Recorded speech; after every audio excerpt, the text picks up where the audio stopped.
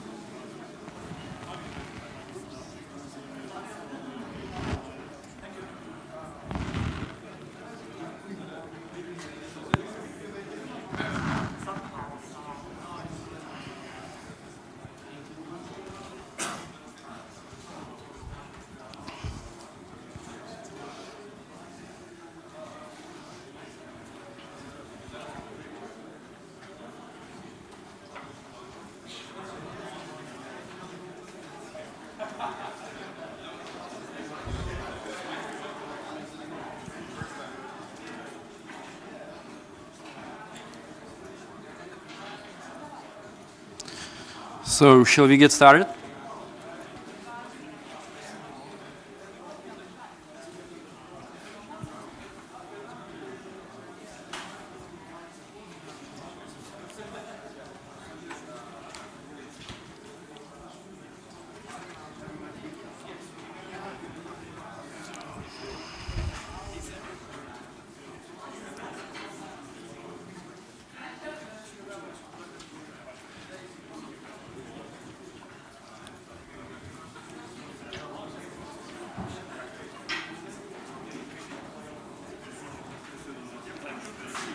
Well, all right, so let's get started. I am Pavel Odvody from Red Hat, and I will talk this day about Unikernels, what they are from the high perspective, and how can we use them in the future to improve our infrastructures. So, Unikernels, what they are. Does anyone know what Unikernels are? All right.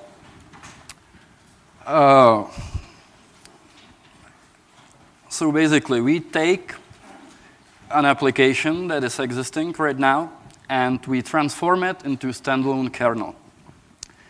Much of the work is done at the compile time, so therefore the most fundamental part of the whole thing is the tool chain that transforms basically the source code of the application,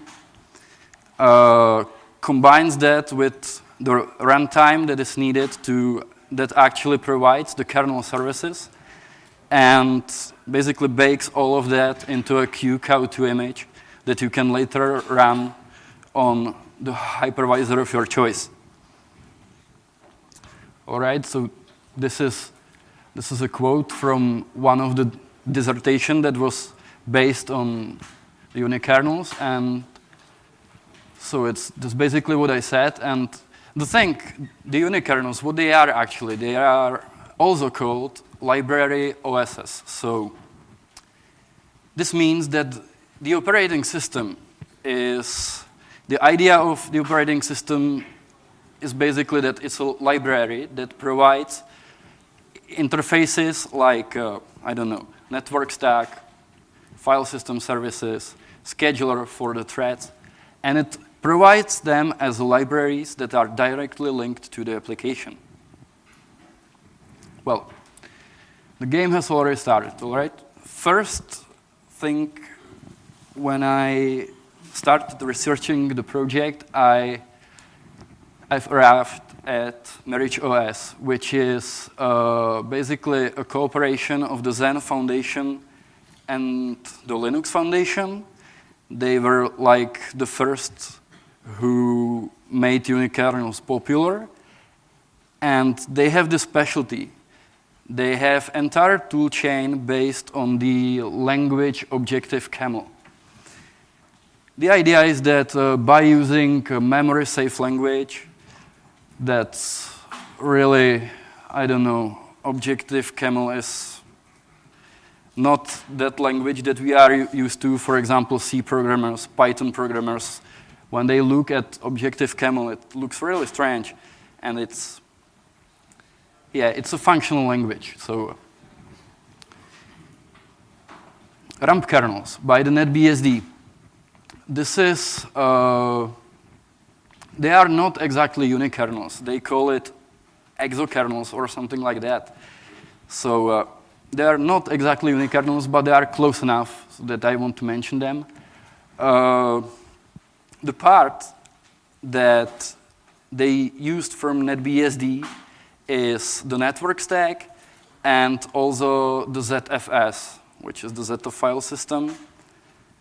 It's the oldest project from this group, and it's in sporadic development. It's sometimes someone contributes to the project, and it's not really that nifty like the other, like Mirage OS, and the third one, which is OSV. OSV is like the most versatile of all them because it works on KVM, Xen, VMware, AWS, and it can also work on the Google Cloud Engine. OSV is also the most mature, like that. It has this Docker-like infrastructure called Capstan. That basically you have a declarative format of your application, of your unikernel, and you run it just as simple as Docker containers.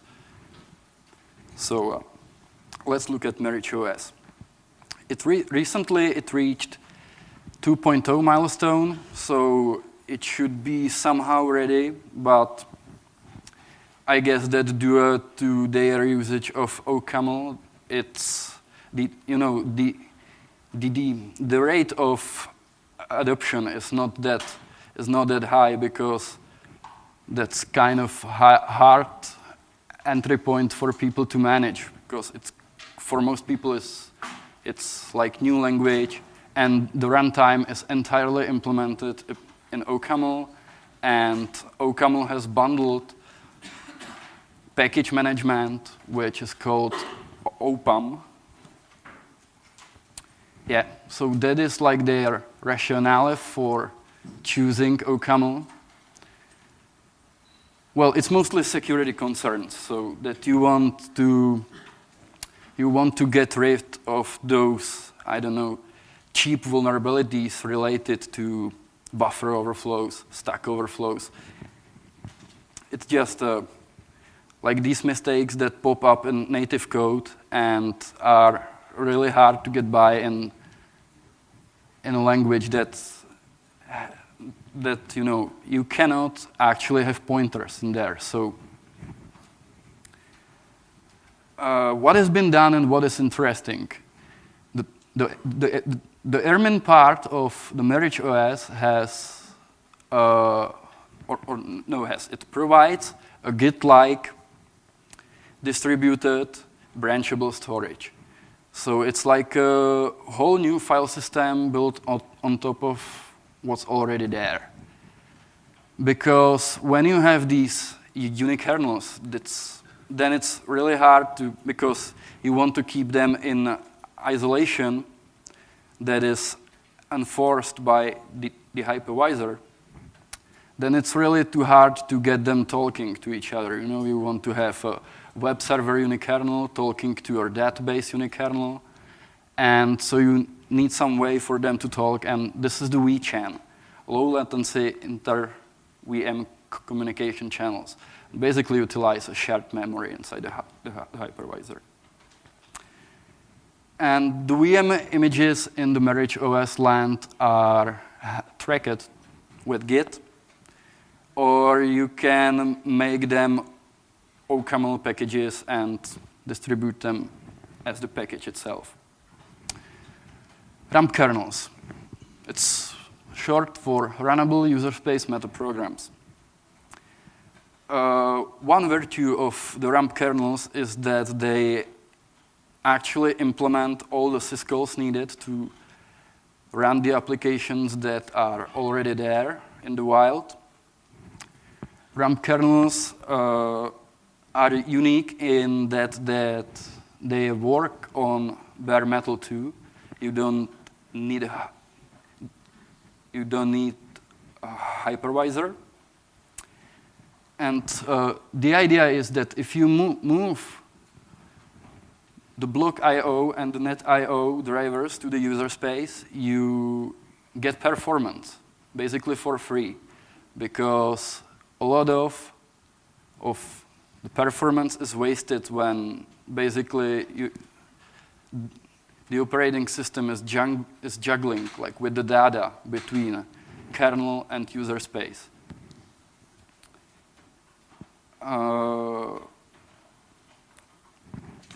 All right. RAMP kernels also support the GNote Framework, which is basically like a framework for building operating systems.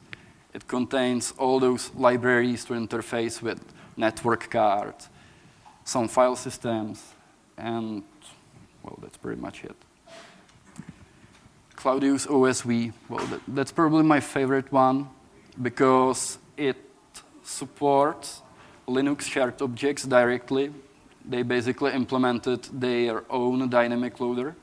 So if you want to have your application running on Claudius OSV, you just have to, I don't know, if it's a normal ELF executable, you have to compile it as an actually shared object, because the semantics of loading shared objects are somewhat easier than loading full-blown executables.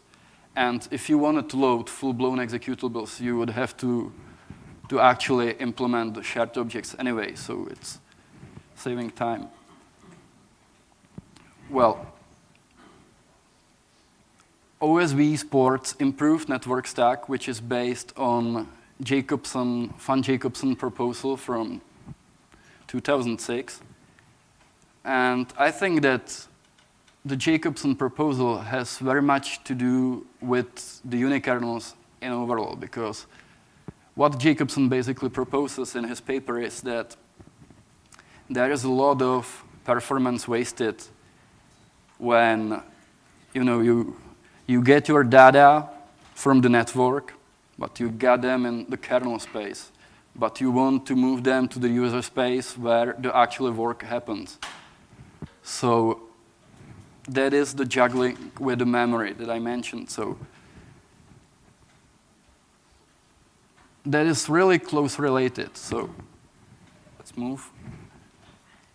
OSV is based on a lot of new code. It uses C++11 for implementation, which is somehow, I don't know. They basically made C++ a system-level language. It can be done, but you have to follow certain rules. Yeah, it basically means that you have to implement in the C++ the loader, linker, memory management, thread scheduler, synchronization primitives, and all of those services that we usually get from the kernel. Also, virtual hardware drivers. Reused code in the OSV is, like I said, the FreeBSD network stack.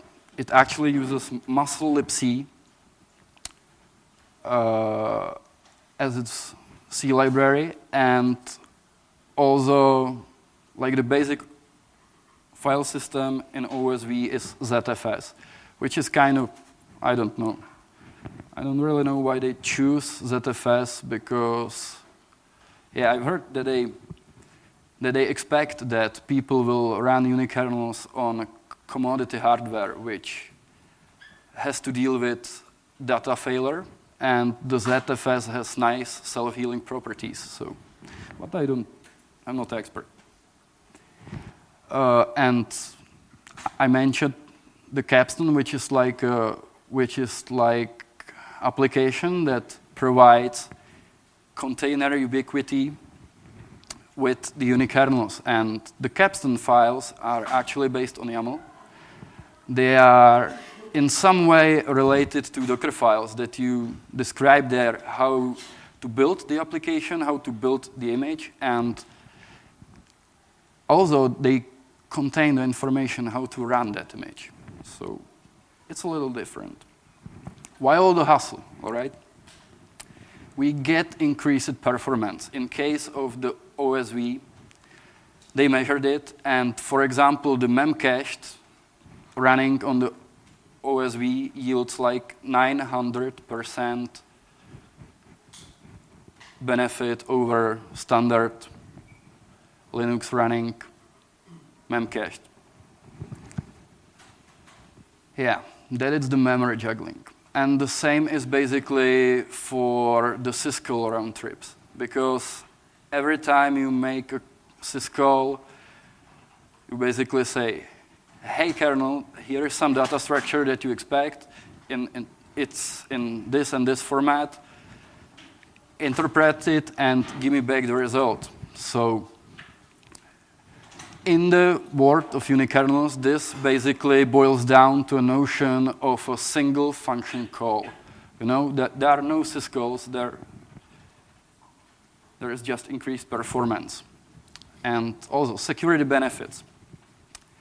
The one thing that is problematic with ASLR on Linux is that you actually want to have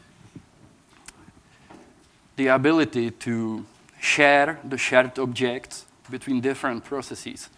Well, that's the idea behind shared process. But if you are running in your own virtual machine, you have plenty of room to play with.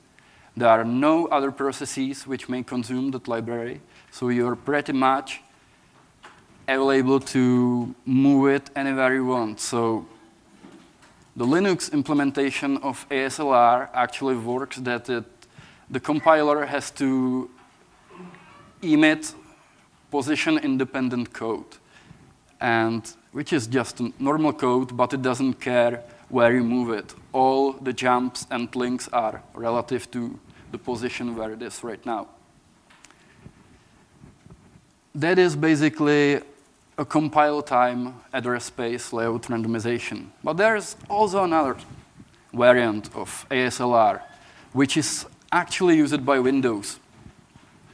These guys got one thing right, probably.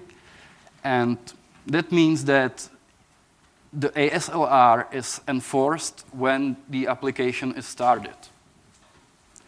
That the code is not position independent, but it contains metadata that tell the loader where to basically fix up the parts that link, that are just someplace else.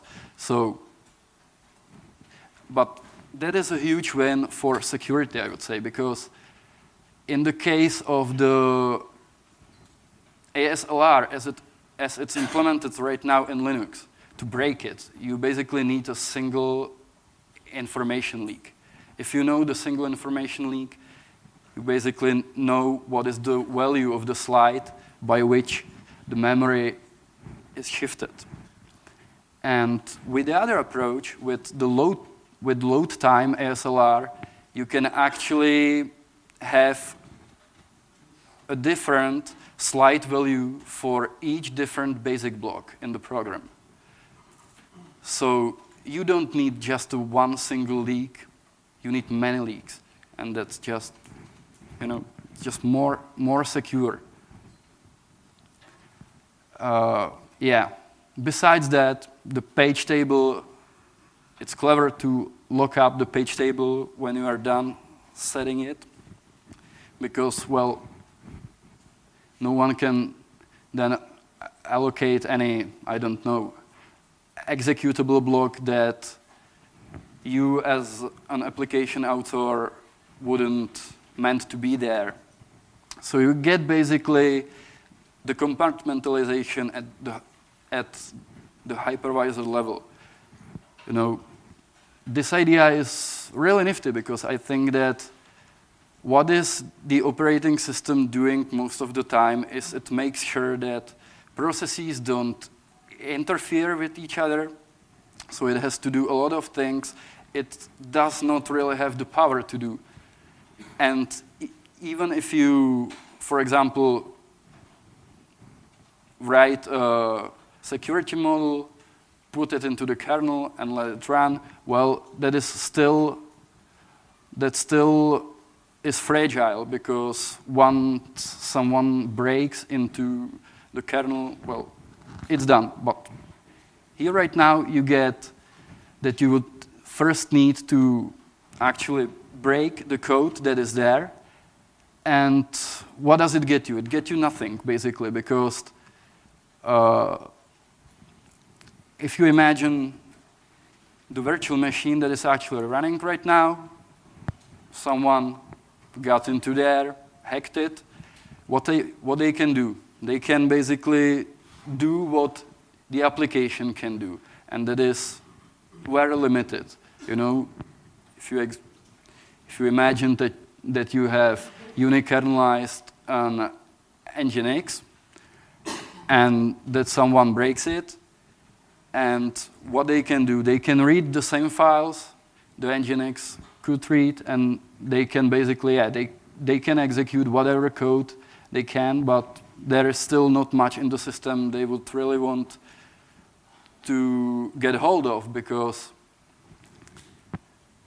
the interesting stuff is already happening in a different domain. Well, it may be database domain to which the web server domain was talking through a secure channel. So, well, yeah, the deployment benefits. It's basically the same that's with the containers. You know, you get the ubiquity that you can ship you ship just one file, which is the virtual machine image. You can then load that image into the hypervisor of your choice and just run it also with a single command. The page table, one thing that is also important to the performance is the page table, yeah.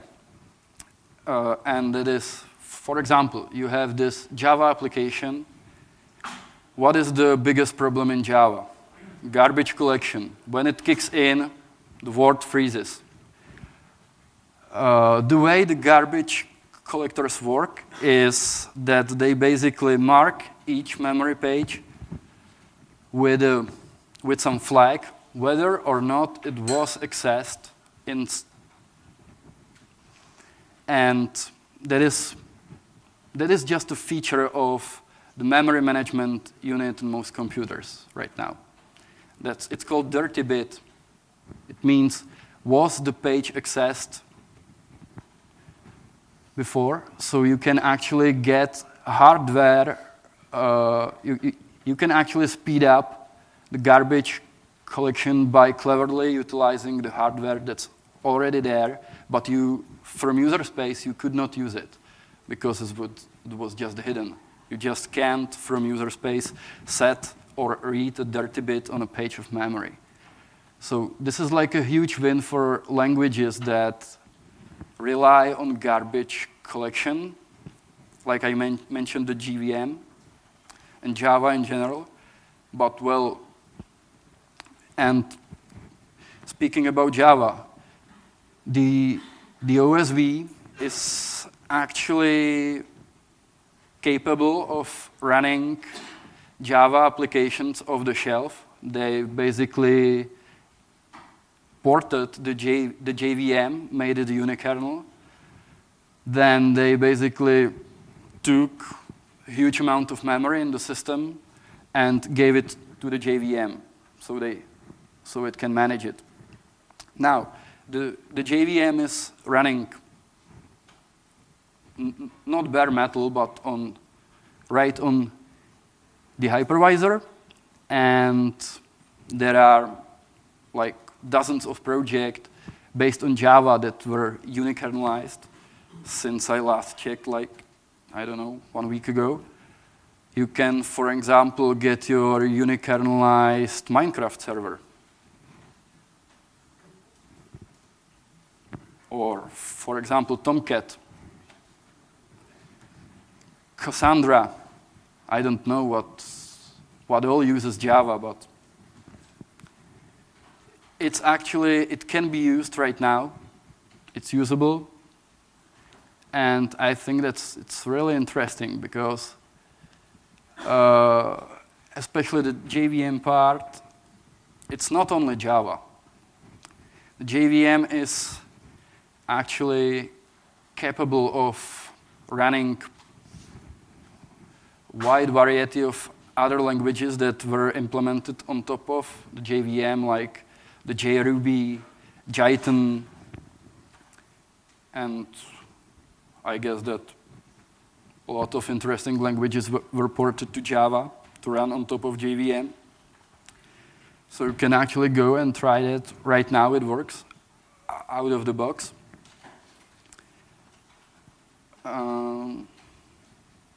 Yeah. So let's see the comparison type. Yeah, I basically already mentioned all of those. So the OSV, like I mentioned, it's my favorite. It's based on QEMU, and it's actually done by the people who wrote the KVM. It's like 2 guys from Qamranet, which is the company which developed KVM. 2 guys are working on the OSV, pushing it forward. And well, I would say that they are doing really interesting things right now. They are actually porting OSV to ARM64 platform.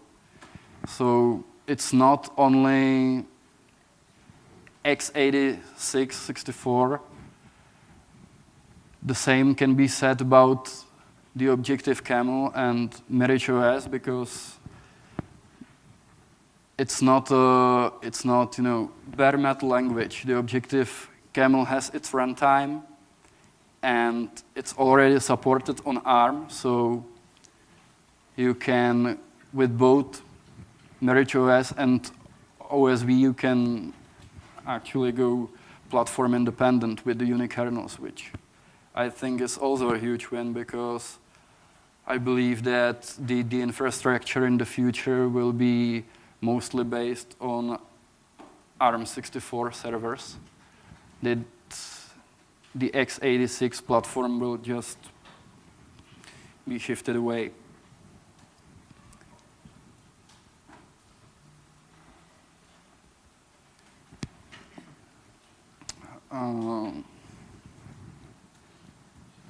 So, does anyone have any questions? Yes?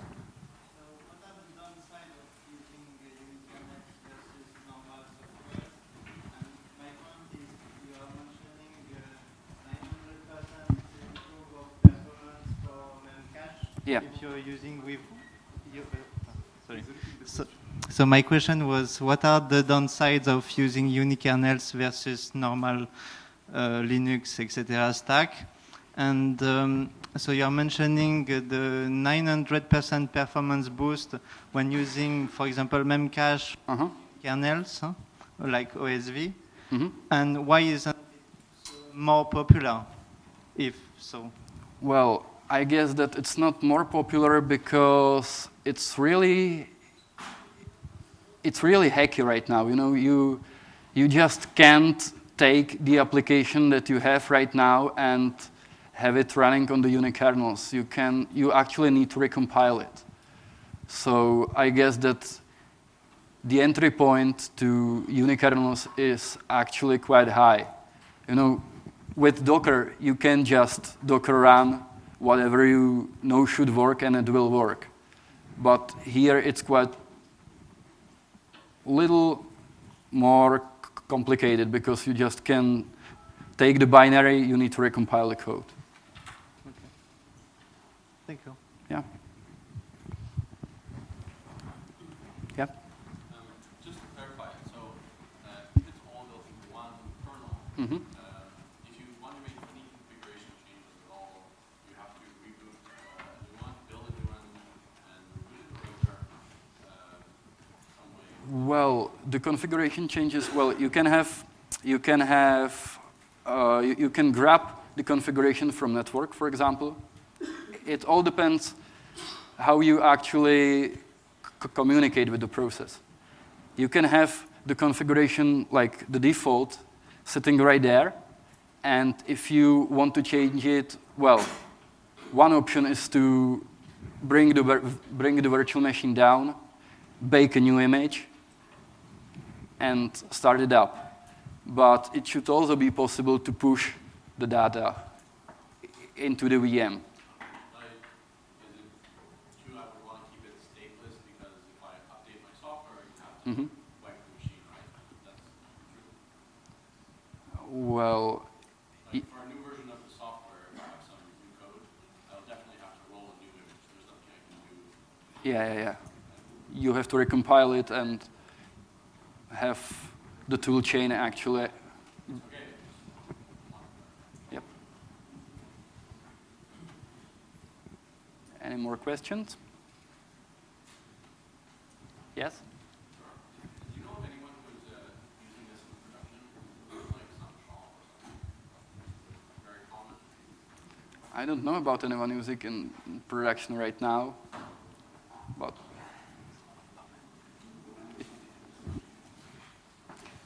I have not researched it.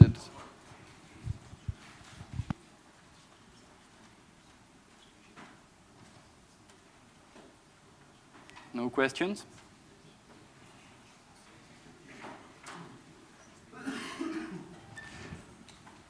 Okay, so I'll try to show you a demo of OSV.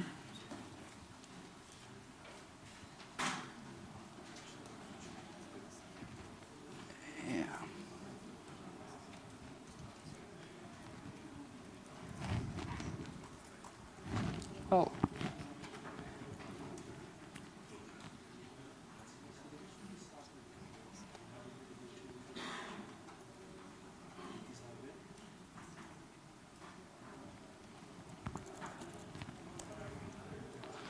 It's not taking my keystrokes.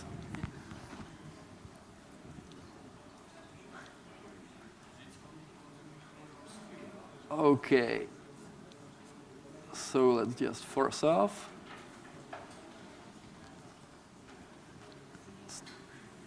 Start a new.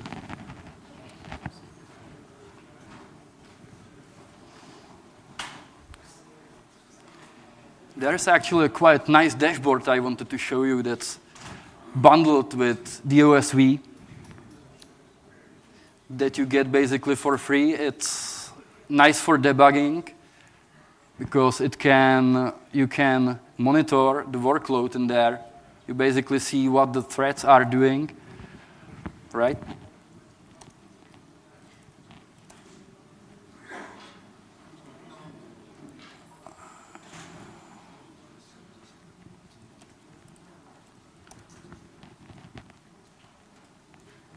All right.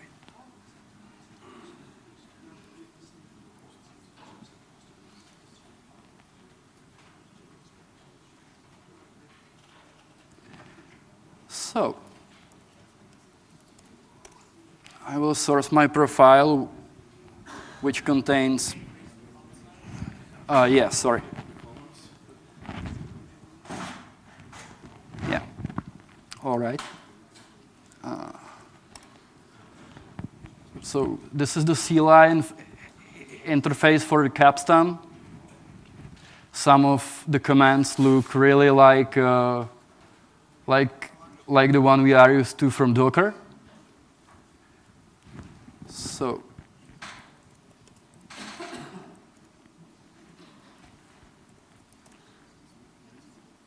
oh, what?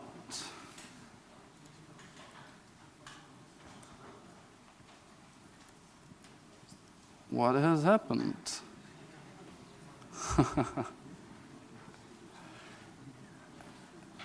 Yeah, so as we can see, the capstan is same as the Docker. It's written in the Golang by, yeah, runtime error. All right.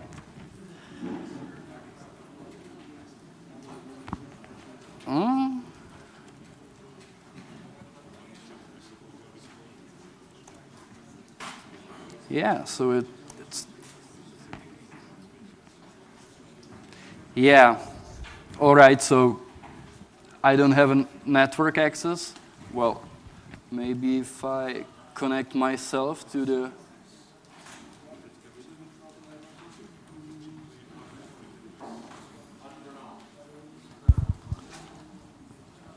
thank you.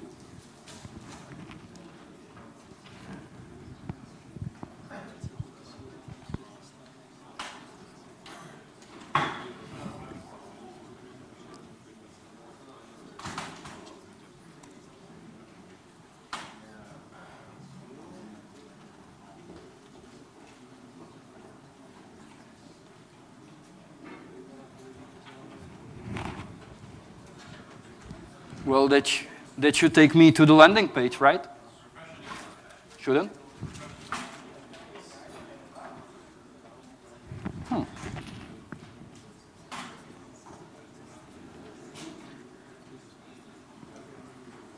Try it again. Oh. Sorry? Ah, great. DevConf.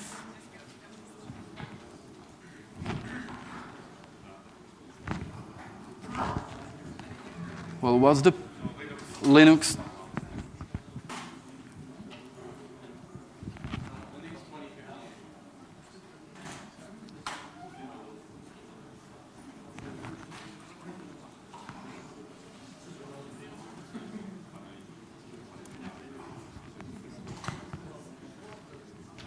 All right, network is up. Come on.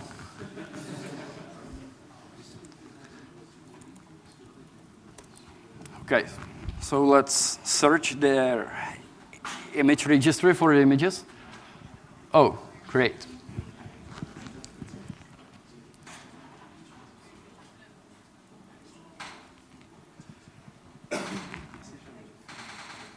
Yeah, I've had an extra O in there. So right, now we are in the OSB CLI. There are 13 CLI commands that we can use, but that is not the interesting part. What I wanted to show you is, well,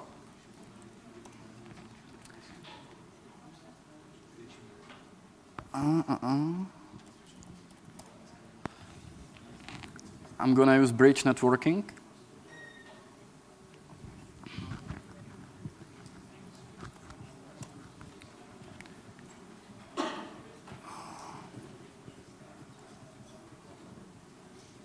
Yeah.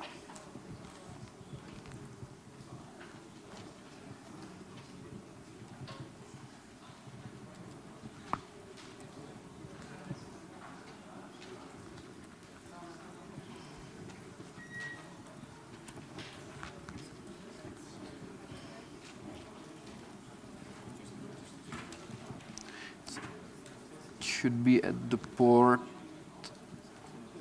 8. All right. I need to set up forwarding of the HTTP.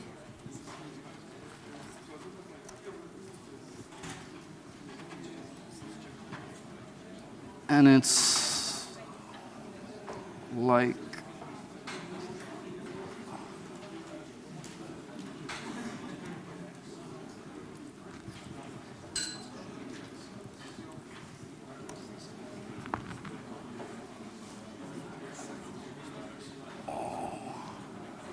oh.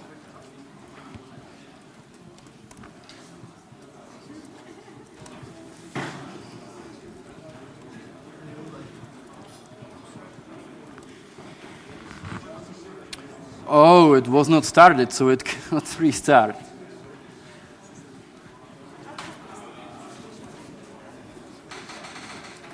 All right.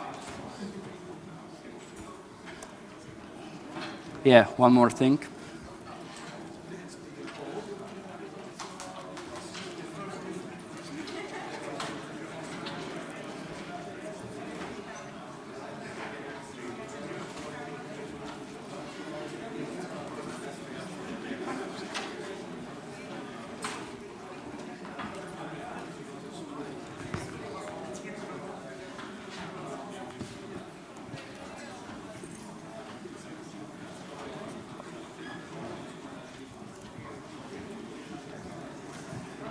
Why?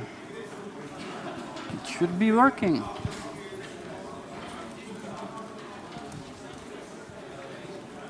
Oh.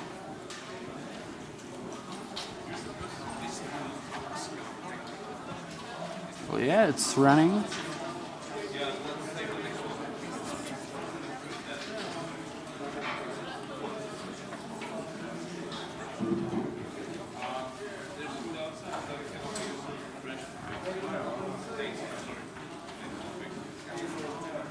Should really work.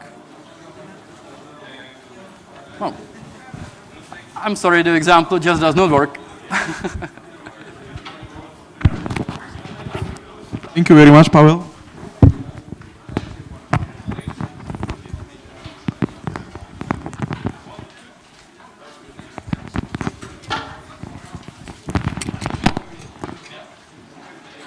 Môžem sa spýtať, ako veľmi ma to zaujalo, táto prednáška, ale ako to nasadenie tých Unikernelov, ako, kde by sa dali nasadiť ako v praxi? Kde by to malo nejaké využitie práve? Já bych řekl, že v podstatě všude tam, kde třeba Docker se používá teďka. Jo, takže by to mohla byť nejaká náhrada.